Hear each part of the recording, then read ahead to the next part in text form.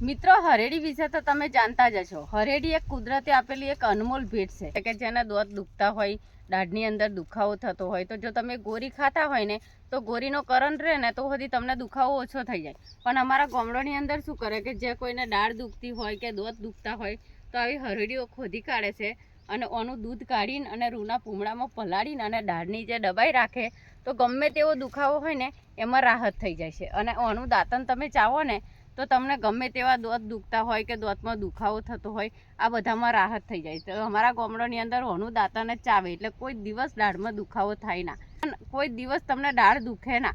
જો આ રૂનું પૂમડું તમે દબાવો અને ઓનું દાંતણ કરો ને તો દિવસ દાઢ ના દુખે. તો અમારા ગામડાની અંદર આવી વનસ્પતિ હોય ને એના ઘણા બધા ઉપાય કરતા હોય છે.